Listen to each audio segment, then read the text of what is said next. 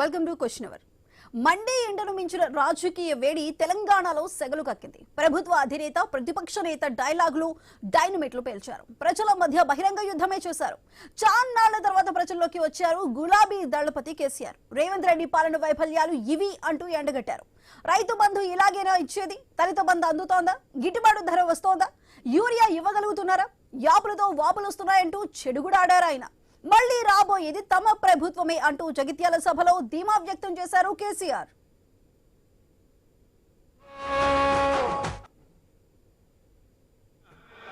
ఏది ఏమైనా ఏమైతుంది? 100% మళ్ళా బీఆర్ఎస్ గవర్నమెంట్ వస్తుంది. రేపు భవిష్యత్తులో బీఆర్ఎస్ గవర్నమెంట్ ఏర్పడిన తర్వాత కూడా బ్రహ్మాండమైన పదవిలో ఆయన అద్భుతమైన సేవలు మీ జిల్లా మొత్తానికి అందించబోతాడు. తెలంగాణ రాష్ట్రానికే ఆయన సేవలు అందించబోతాడు. ఇది నా మాట, కేసీఆర్ మాట అని నేను జగిత్యాల గడ్డ మీద చెప్తా ఉన్నా. నేను ఎక్కడైనా మాట ఇచ్చినా అంటే తప్పలే. కాబట్టి జీవన్ రెడ్డి గారిని మీరు జగిత్యాల మందం మీరు యుద్ధం చేయాలి. యుద్ధం చేసేదానికి ఆయన ముఖాబిల మనిషే లేడీడా, మీరు సరిపోతారు. ఆయన నాకు అప్పచెప్పాల. జగిత్యాల యుద్ధం మీ వంతు, తెలంగాణ యుద్ధం మా వంతు. రైతు వేడుక నిర్వహించారు సీఎం రేవంత్ రెడ్డి. జగిత్యాల మాజీ ఎమ్మెల్యే జీవన్ రెడ్డి కారు ప్రయాణంపై విమర్శలు గుప్పించారు. బీఆర్ఎస్ కు ప్రతిపక్ష హోదా కూడా దక్కనీయబోమంటూ శపథం చేశారు రేవంత్ రెడ్డి.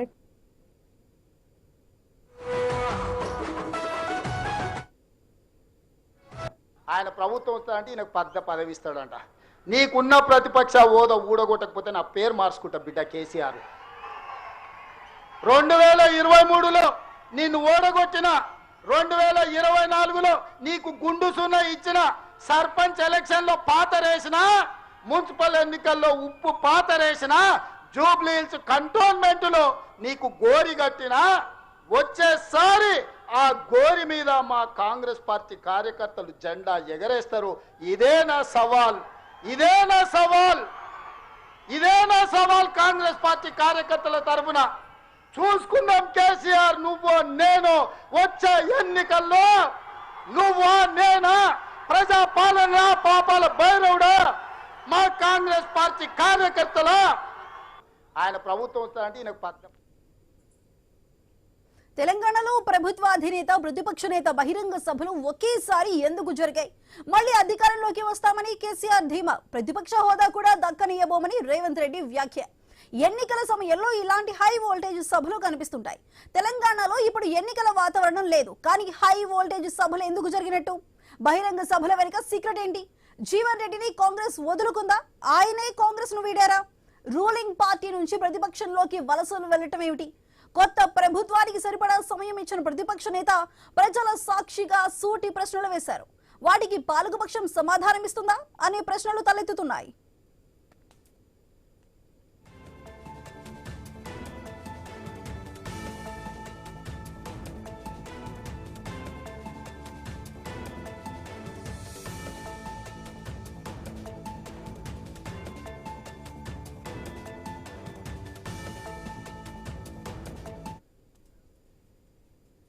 ఎన్నికలు లేని సమయంలో ఇటు అధికార పార్టీ ఇటు ప్రతిపక్ష పార్టీ కూడా హై వోల్టేజ్ బహిరంగ సభలను నిర్వహించాయి. అసలు ఈ సభల వెనుక ఉన్న సీక్రెట్ ఏంటి? అసలు ఏం జరుగుతోంది? మరి ఈ అంశాలకి సంబంధించిన మరింత విశ్లేషణని మా కొలీగ్ ఆశా న్యూస్ రూమ్ నుంచి కంటిన్యూ చేస్తారు. ASHA, over to you.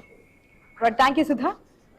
2023 డిసెంబర్లో మనకి తెలంగాణలో ఎలక్షన్స్ జరిగాయి. కాంగ్రెస్ పార్టీ అధికారంలోకి వచ్చింది. మనకి తెలిసిందే, ఎలక్షన్స్ కి ముందు అది భట్టి విక్రమార్క పాదయాత్రలు కావచ్చు, లేదంటే ప్రచార సభల్లో కావచ్చు, అనేక హామీలు ఇచ్చారు, మేనిఫెస్టోలు అన్నారు.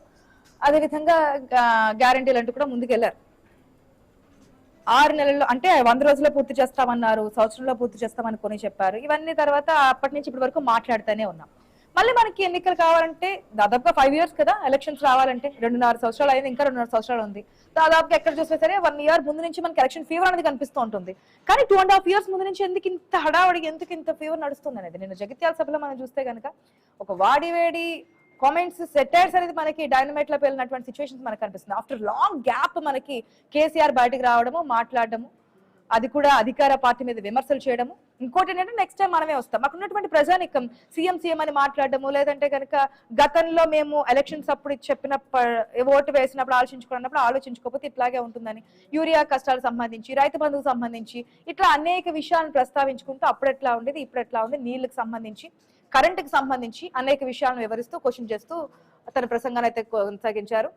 జీవన్ రెడ్డికి కూడా ప్రధాన కార్యదర్శిగా అపాయింట్ చేస్తున్నాను, ఇప్పటి నుంచి ఆయన ముందుకెళ్తారు, మా స్నేహం గురించి అంతా చెప్పుకుంటూ వచ్చారు. అటుపక్క రేవంత్ రెడ్డి కూడా సేమ్ కామెంట్స్ ఇంతకుముందు మనం చూసాం, సవాల్ చేశారు. ఇప్పుడే కాదు, నెక్స్ట్ ఎన్నికల్లో కూడా కాంగ్రెస్ పార్టీ అధికారంలోకి వస్తుంది, కేసీఆర్ నువ్వునైనా తేల్చుకుందాం, నెక్స్ట్ అధికారంలో రాబోతుంది కాంగ్రెస్ పార్టీ, ఇది సవాల్ అని చెప్తున్నారు. అసలు ఎందుకు ఇప్పుడే మనకి తమిళనాడు ఎలక్షన్స్ నడుస్తున్నాయి, అక్కడ ఒక విధమైన వాతావరణం కనిపిస్తుంది, ఎలక్షన్ హీట్ తప్ప ఇక్కడ అటువంటి పరిస్థితి లేదు. బట్ ఈ కామెంట్స్ ఎట్లా చూడాలి, ఎట్లా తీసుకోవాలనేది ఇప్పుడు వస్తున్నటువంటి ప్రశ్న. ఇంకోటి ఏంటంటే, ఎక్కడైనా అధికారం, ఎక్కడైనా మనకి తీపి ఉంటే కనుక ఆ స్వీట్ చుట్టూ చీమలు వస్తూ ఉంటాయి, ఈగలు వస్తూ ఉంటాయి. స్వీట్ లేని చోట రాదు కదా, అట్లాగే అధికారం ఉన్న చోటకి నాయకులు వస్తూ ఉంటారు, వలసలు జరుగుతూ ఉంటాయి. అప్పుడు ఒకసారి రేవంత్ రెడ్డి చెప్పారు, మనకి జ్ఞాపకం ఉంటే, మేము సగంగా ఎట్లా ఎత్తాము, పూర్తిగా ఎట్లా ఎత్తే మొత్తం ఇక్కడికి వచ్చేవారు అని చెప్పి. సో అధికారం ఎక్కడ ఉంటుందో అక్కడికి నాయకులందరూ కూడా వలసలు వెళ్తూ ఉంటారు, చేరికలు జరుగుతుంటాయి, కండువాలు మార్చుకుంటూ ఉంటారు. కానీ ఇక్కడ అధికార పార్టీ నుంచి ప్రతిపక్ష పార్టీకి వెళ్తున్నారు. జీవన్ రెడ్డిని కాంగ్రెస్ పార్టీ వదిలేసిందా, జీవన్ రెడ్డి కాంగ్రెస్ పార్టీని వదిలేసారా? వచ్చింది అది కూడా అనేక కామెంట్స్ చేశారు. నెక్స్ట్ టైం అధికారంలోకి రాదని చెప్పి జీవన్ రెడ్డి నేను చెప్పినటువంటి కామెంట్స్ మనం చూసాం. అసలు ఏం జరుగుతుంది, ఒక్కసారిగా ఇంత హీట్ వాతావరణానికి కారణం ఏంటనేది మాట్లాడదాం. మనతో పాటు డిబేట్ లో పార్టిసిపేట్ చేస్తున్నారు సునీల్ కుమార్ గారు, కాంగ్రెస్ స్పోక్స్ పర్సన్, రామూర్తి గారు ఉన్నారు బీఆర్ఎస్ నుంచి, మనకి బీజేపీ నుంచి మహేష్ గారు కూడా జాయిన్ అవుతారు మరికొద్దిసేపట్లోని. నమస్తే అండి, welcome to the show. Sunil గారు నమస్తే. నమస్తే మేడం. సునీల్ గారు, ఎందుకు అంత ధీమా నెక్స్ట్ ఎలక్షన్స్ లో కూడా మీరే గెలుస్తారు అనడానికి ఒక 2-3 ఎగ్జాంపుల్స్ చెప్పండి. అంటే ప్రజలకి మేము ఇది చేసాము కాబట్టి మా మీద నమ్మకం ఉంచారు కాబట్టి నెక్స్ట్ ఎలక్షన్స్ లో మేము ముందుకెళ్తాము, మాకు ఎటువంటి పోటీ లేదు, అసలు ప్రతిపక్షం అన్న ఊసే లేదన్నది, ప్రతిపక్ష హోదా లేకుండా చేసే పరిస్థితులు ఉంటాయనుకోవచ్చు. మేడం గారు, ఐ న్యూస్ ప్రేక్షకులకు నా నమస్కారం తెలియజేస్తున్నాను. ప్యానెల్లో జాయిన్ అయ్యే వారికి, జాయిన్ అయిన వారికి, యాంకర్ గా మీకు నా నమస్కారాలు. కాంగ్రెస్ పార్టీ ఎప్పుడు కూడా ప్రజల పార్టీ మేడం. కాంగ్రెస్ పార్టీ ప్రభుత్వాన్ని ఏర్పాటు చేసింది ప్రజా ప్రభుత్వం. మీరు అనుకుంటున్నారా ప్రతిపక్షం ఉంది అని? ప్రతిపక్షం ఉంది అని అనుకుంటే ప్రతిపక్ష నాయకుడు అనేవాడు ప్రతిపక్ష హోదా కాపాడుకోవడానికి ఇంకా కూడా నేను ఒక ముఖ్యమంత్రి అనే దుప్పటి కప్పుకొని ముఖ్యమంత్రి అనే ఫీలింగ్ లో ఉన్నాడు తప్ప, నేను ఒక మాజీ ముఖ్యమంత్రి అని గాని, లేకపోతే ఒక గజ్వేలుకు సంబంధించిన ఒక శాసన సభ్యుణ్ణి అనేటువంటి విషయం మర్చిపోయి అహంకార పూరితంగా 2.5 ఏళ్లలో జీతం కట్ అవుతుందంటే తప్ప అసెంబ్లీకి రాని పెద్ద మనిషి ఒక మీటింగ్ పెట్టి, ఆ మీటింగ్ కు కారణం కూడా కాంగ్రెసే. ఎందుకు కాంగ్రెస్ అంటున్నామంటే, కేవలం ఎవరైతే 44 సంవత్సరాలుగా కాంగ్రెస్ లో ఉండి, కాంగ్రెస్ లో తింటూ, కాంగ్రెస్ తో లాభపడి, కాంగ్రెస్ తోనే వెన్నంటి ఉండి 14 సార్లు బీఫామ్ తీసుకున్న జీవన్ రెడ్డి గారు ఇవాళ ఆయన స్వయంకృప అపరాధంగా, అంటే ఈ జగిత్యాల గడ్డ నా అడ్డ, నేనే ఒక నియంతను, నేను తప్ప ఎవడు ఇక్కడ జగిత్యాల్లో పోటీ చేయొద్దు అని చెప్పి 40 సంవత్సరాలుగా సమర్థిస్తున్నారా? ఒక్క విషయం సునీల్ గారు, మీరు చెప్పే కామెంట్స్ క్వశ్చన్స్ రేజ్ అవుతున్నాయి. ఒకవేళ జీవన్ రెడ్డి కావాలని చెప్పి వెళ్తున్నారు, చేస్తున్నారు అనుకుంటే కనుక ఎందుకు మేము ఆ మంత్రులు మాట్లాడారు? శ్రీధర్ బాబు కావచ్చు, అడ్లూరు లక్ష్మణ్ కావచ్చు, శ్రీనివాస్ కావచ్చు, విప్ కావచ్చు, వీళ్ళందరూ వెళ్ళి లేదు పార్టీలో ఉన్నాడు మేము మాట్లాడాలని చెప్పి ఎందుకు మాట్లాడినట్టు? నిజంగానే జీవన్ రెడ్డి ఈ విధంగా వ్యవహారాలు ఉంటే, తానే అక్కడ మొత్తం అంతా చూసుకోవాలని చెప్పి ఆలోచన ఉంటే కనుక ఎందుకు మాట్లాడారు? ఎందుకు మాట్లాడారంటే, ఎవరైనా సరే పార్టీ కార్యకర్త అనేది ఒక చెట్టుకు కొమ్మ ఎంత ప్రాధాన్యతో ఒక పార్టీకి కార్యకర్త కూడా అంతే ప్రాధాన్యం. ఆడు చిన్నోడా పెద్దోడా అని ఎవరిని కూడా చూడకుండా ఖచ్చితంగా అది పార్టీ బాధ్యత. బాబు నీకేం తక్కువ చేసింది?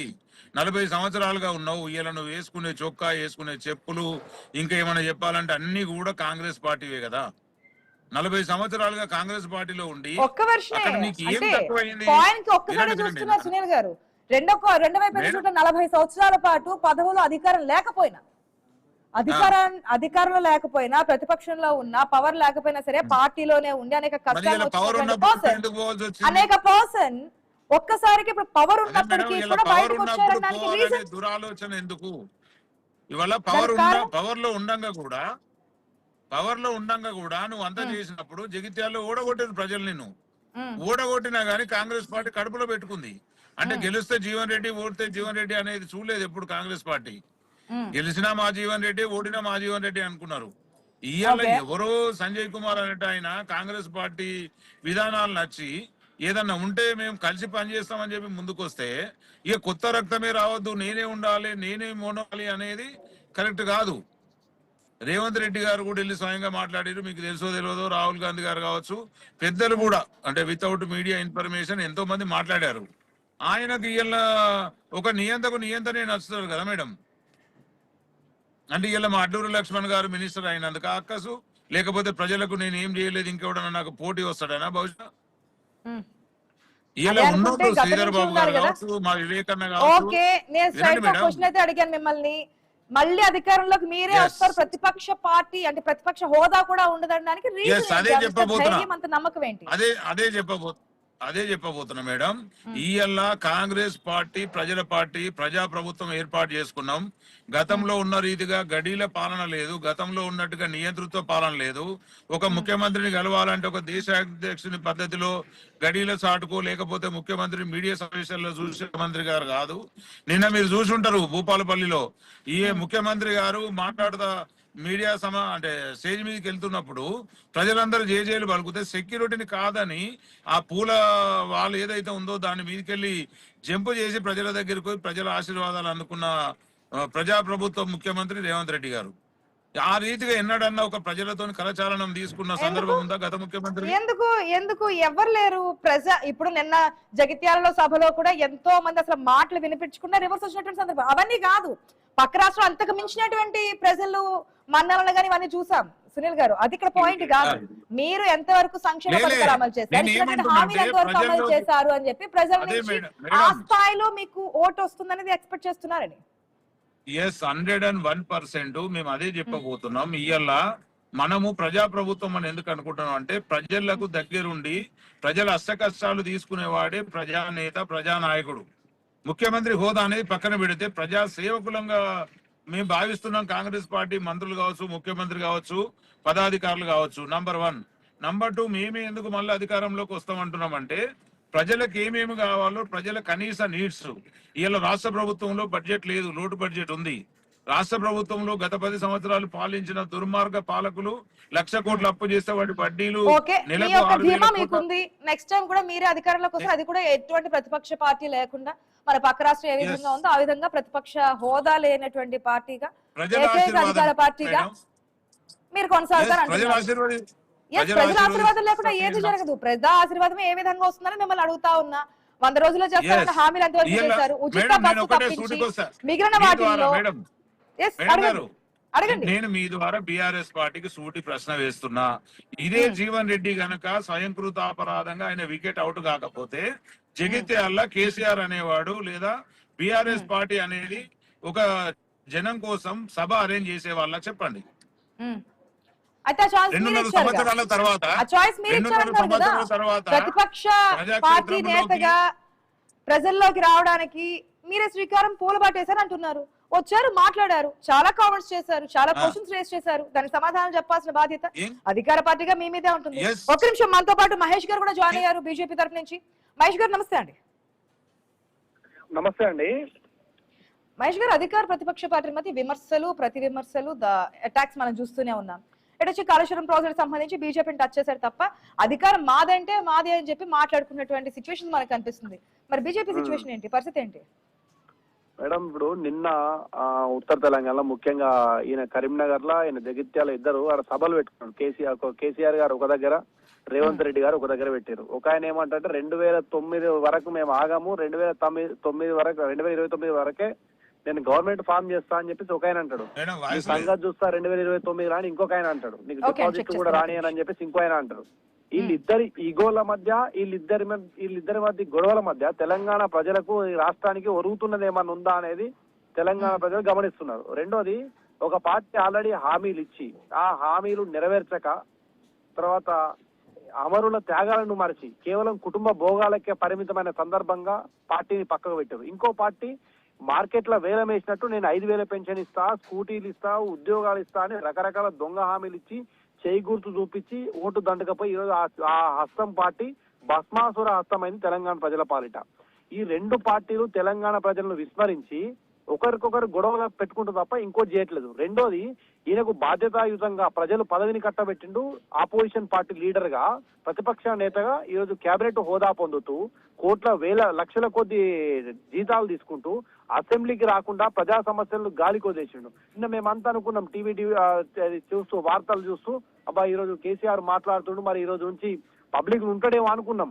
కానీ కేవలం రాజకీయ కుర్చీలాట, ఆయనకు ఈయనకు ఇద్దరికి అంటే జీవన్ రెడ్డి గారు రావాలి లేకపోతే ఇంకొకరు రావాలి, రాజకీయంగా ఏకీకృతం చేస్తామంటుండు తప్ప అధికారం కోసము ప్రజా సమస్యలు తీరుస్తామని చెప్పి కేసీఆర్ గారు ఎక్కడంలే. ఆయన ఏమన్నాడంటే సమస్యలు చూపించిండు. హైడ్రా సమస్య ఉంది అన్నాడు, లేకపోతే రియంబర్స్మెంట్ అన్నాడు, నిరుద్యోగం అని చెప్పి అదే ఇవన్నీ ఆయన చూపించినే.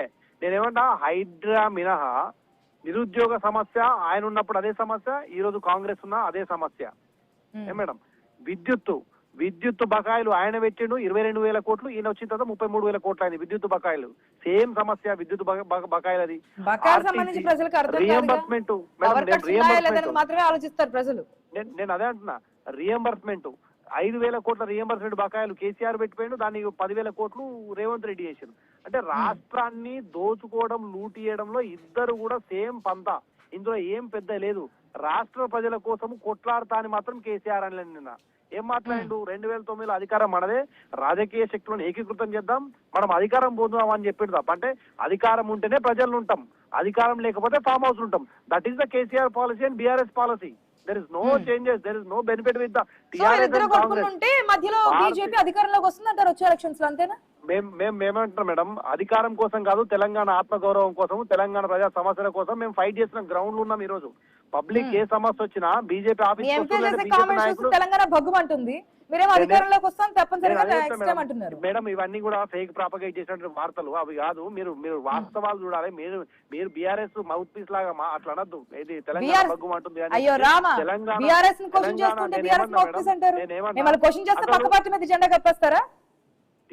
టిఆర్ఎస్ ఆనాడు తెలంగాణ బిల్లు పెట్టినప్పుడు 2 ఎంపీలు ఉండే, ఒకటి కేసీఆర్, 2 విజయశాంతి. వీళ్ళిద్దరు బిల్లు పెట్టినప్పుడు, పార్లమెంట్ లో బిల్లు పెట్టినప్పుడు ఎందుకు కేసీఆర్ డుమ్మ కొట్టిండు? అదే ఆయనకు తెలంగాణ మీద ఉన్న నిబద్ధత. తెలంగాణ పేగుబంధం ఎప్పుడు తెగిపోయింది తెలుసా? బీఆర్ఎస్ అని పేరు మార్చుకున్నప్పుడే తెలంగాణతో టీఆర్ఎస్ కున్న పేగుబంధం తెగిపోయింది.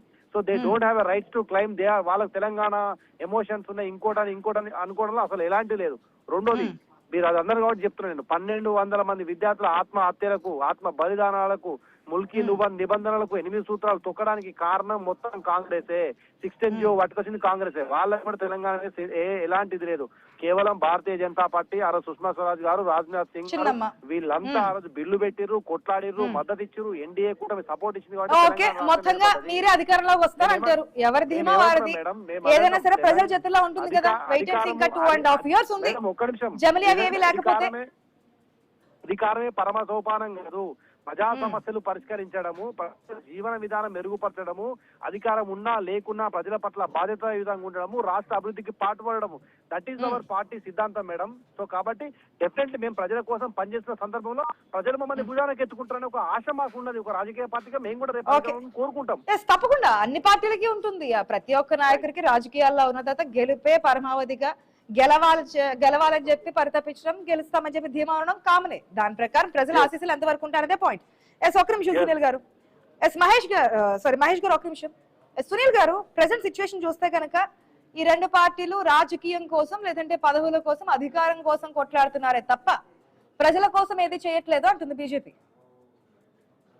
మేడం గారు, బీజేపీ వారు మాట్లాడుతా ఉన్నారు కదా, బీజేపీ వాళ్ళు మాట్లాడే మాటలకు బీజేపీ వాళ్ళకే సమాధానం దొరుకుతుంది తప్ప ప్రజల నుంచి ఎలాంటి సమాధానం రాదు. ఇవాళ అధికారంలో ఉన్నోడికి ఏం చేయాలి, ప్రజలకు ఏం చేయాలి అనేది అర్థమవుతుంది. వాళ్ళు ఇద్దరు చేయలేదన్నప్పుడు మరి వాళ్ళు ఎందుకు రాలేకపోతున్నారు? ప్రజాక్షేత్రంలో ఎందుకు నిలవలేకపోతున్నారు? ఎందుకు గెలవలేకపోతున్నారు? ఖచ్చితంగా ప్రజాస్వామ్య ప్రభుత్వంలో ఎన్నికైన ప్రభుత్వాలు, ముఖ్యమంత్రి ఎవరైనా, కేసీఆర్ గారైనా, రేవంత్ రెడ్డి గారైనా ప్రజల కోసం చేస్తా ఉన్నారు. కాకపోతే కొన్ని విషయాలలో అవినీతి కావచ్చు, లేకపోతే ఇంకేదన్నా, ఇప్పుడు ఎగ్జాంపుల్ కాళేశ్వరం స్కామ్ గురించి మనం మాట్లాడుకుందాం. కాంగ్రెస్ స్కామ్లు అంటారు, లేకపోతే బీఆర్ఎస్, ఏదేమైనా వీటి మీద నిజ సంగతి పక్కన పెడితే ప్రజల అభిప్రాయం ఎట్లా ఉంటుంది? ఎన్నికల్లో గెలుపు ఓటమి అనేది సంక్షేమ పథకాలు, వారికి లభించినటువంటి డెవలప్మెంట్ గానీ, లేదంటే ఆ కుటుంబానికి, ఆ వ్యక్తికి వచ్చినటువంటి లబ్ధికి సంబంధించి ఓటు హక్కును అనేది వినియోగించుకుంటారు. ఎవరు కావాలి ఏంటి అనేది మేనిఫెస్టో ఆధారంగా, మీరు అధికారంలోకి వచ్చే ముందు ఇచ్చినటువంటి మేనిఫెస్టో ఆధారంగా మీకు అధికారాన్ని చేజిక్కించారు తెలంగాణ ఓటర్స్ కదా. మరి ఇచ్చినటువంటి హామీల్లో ఎంతవరకు అమలు చేశారు? ఏమేమి అమలు చేశారు? మేడం ఇప్పుడు మీరు చూస్తా ఉన్నారు, ఒక సామాన్యుడు బ్రతకడానికి ఇవాళ చాలా ఇబ్బంది పడేవాడు. సామాన్యుని బ్రతుకును మనం ఈజీ చేయడానికి సన్న బియ్యం అనే ఒక పథకం తీసుకొచ్చాం రేషన్ కార్డు ద్వారా. ఈయన సామాన్యులు కడుపు నిండా అన్నం తినే పరిస్థితి ఏర్పడ్డది. రేషన్ కార్డు ద్వారా ఎంత మందికి ఇస్తున్నారు సార్? అదే పాయింట్, ఎంత మందికి ఇస్తున్నారు? ఒక్క ఉచిత బస్సు ఉచిత బస్సు తప్ప మిగిలినవన్నీ కూడా అందరికీ అందుతున్నాయి. ఇల్లు కావచ్చు, రేషన్ కార్డ్స్ కావచ్చు, సన్న బియ్యం కావచ్చు, 200 యూనిట్ల ఉచిత కరెంట్ కావచ్చు, ఇవన్నీ ఏదైనా సరే ఇస్తామన్నటువంటి మిగతా హామీలన్నీ కావచ్చు, ఎంతవరకు ఇస్తున్నారనేది మీకు మీరే సమాధానం లభిస్తుంది. ఒక నిమిషం, మనకి బిఆర్ఎస్ సంబంధించి కూడా రామూర్తి గారు జాయిన్ అయ్యారు. రామూర్తి గారు మాట్లాడిన తర్వాత ఆ క్వశ్చన్ కి నా క్వశ్చన్ కి కలిపి సమాధానం చెప్తారు కానీ ఒకసారి వెయిట్ చేయండి సునీల్ గారు. రామూర్తి గారు నమస్తే అండి. ఆశా గారు నమస్కారం అండి. రామూర్తి గారు, వచ్చే ఎలక్షన్స్ లో మనం బీజేపీ నుంచి కూడా వెర్షన్ తీసుకున్నాము. బీజేపీ కూడా లేదు, ఈ రెండు పార్టీలు అధికారం కోసం కొట్టుకుంటున్నాయి తప్ప ప్రజల కోసం పోరాటం చేసేది మేమే, నెక్స్ట్ టైం మేమే అధికారంలోకి వస్తాము. ఇప్పుడు కూడా కేసీఆర్ ప్రజల సమస్యల గురించి కాదు అధికారం కోసం మాట్లాడుతున్నారు. అది ఎంతవరకు కరెక్ట్ అని మాట్లాడుతున్నారు? అధికారం కోసం మేము ఏ రోజు కూడా ఆరాటపడలేదండి. ఎందుకంటే మేము తెలంగాణ సాధన కోసం దాదాపు 13-14 ఏళ్ళు కొట్లాడిన తర్వాత ప్రజలు మమ్మల్ని ఆశీర్వదించి 2014లో మమ్మల్ని కూర్చోబెట్టింది. దాని తర్వాత అభివృద్ధి బేసిస్ మళ్ళీ మేము అడగడం జరిగింది. 2018లో కూడా మేము నల్ల నీళ్ళు ఇస్తేనే ఎన్నికల కోసం, లేకపోతే ఇంటింటికి నల్ల నీళ్ళు ఇవ్వకపోతే మేము రామని చెప్పినా ఇంటింటికి నల్ల నీళ్ళు ఇచ్చినా మళ్ళీ ప్రజలు ఆశీర్వదిస్తే గౌరవ కేసీఆర్ గారు అయితే ముఖ్యమంత్రి. దాని తర్వాత ఏంటంటే వచ్చిన ఎలక్షన్స్ లో మేము 2 ఇస్తా అంటే 3 ఇస్తా అంటే 4 అని అబద్ధాలు చెప్పి ఏంటండి సీఎం సవాలుకి సంబంధించి మీ స్పందన ఏంటి? ఏం సవాల్ చేసిందండి? నెక్స్ట్ ఎలక్షన్స్ లో మేమే గెలుస్తాము, నువ్వా నేనో చూసుకున్నామని చెప్పి ఆయన ఒక సీఎం లాగా మాట్లాడుతుండా అండి? తంత తొక్కుతా సమాధుల మీద జెండర్ మన రాష్ట్ర ముఖ్యమంత్రి లేదండి, మన ముఖ్యమంత్రి కాబట్టి మనం ఎందుకంటే మన నామోషిగా ఫీల్ కావచ్చు, అదే విధంగా మన వాల్యూ పోతుంది. ఎందుకంటే మొన్న మహిళలకు సంబంధించి విశ్వసుందరి మనలో పోటీ పెట్టినప్పుడు కూడా ప్రపంచం ముందు హైదరాబాద్ ఇజ్జత్ తీసినప్పుడు మరి అదేడు పోయిందండి. అదే విధంగా ఆయన బక్కకాలతో విన్యాసం చేసుకుంటా ఫుట్బాల్ ఆడుకుంటా 200-300 కోట్లు ఖర్చు పెట్టి వాళ్ళ మనమని సంతోషం కోసం రాష్ట్ర ప్రజలను పీక తిన్న పరిస్థితి తీసుకొచ్చినప్పుడు దానికి ఏమంటారు? అది ఇప్పుడు ఏంటంటే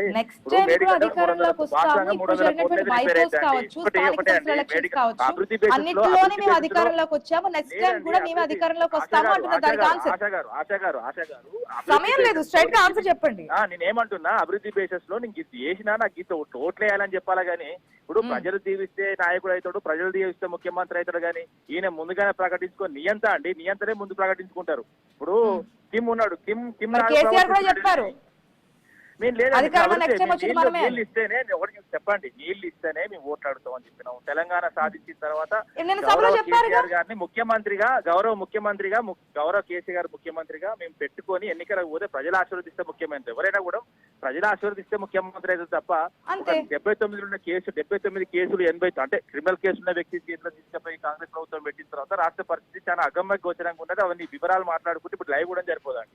ఎందుకంటే ఆ కేసులు ఏందో వివరాలు ఏంది కూడా చెప్తారు. ఎందుకంటే ఒక నేరస్తుని చేతిలో ఉంటది, అంతే పాలన సంక్షేమం డెవలప్మెంట్.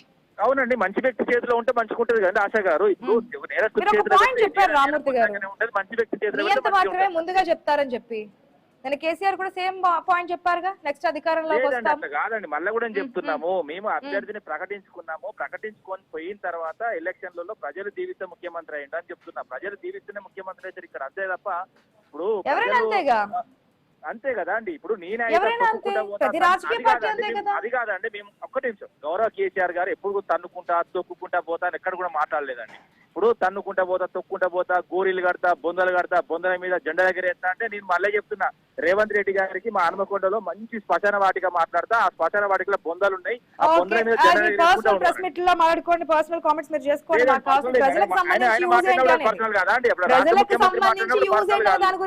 రాష్ట్ర ముఖ్యమంత్రి అది కాదండి, రాష్ట్ర ముఖ్యమంత్రి సభలు సమావేశాలు పెట్టారు. దీని వల్ల ప్రజలకు ఎంతవరకు ఉపయోగపడే కామెంట్స్ వచ్చాయని దాని గురించి మాట్లాడుతున్నాం. ఏదైనా ఉంటే కనుక తర్వాత మాట్లాడండి. లేదండి, సమావేశమైన సునీల్ గారు, హలో సునీల్ గారు, ఫైనల్ గా ఏంటి మీ ధీమాకి గల కారణం ఏంటి చెప్తే ప్రజలు కూడా ఆలోచిస్తారు, ప్రజలు కూడా చూస్తున్నారు.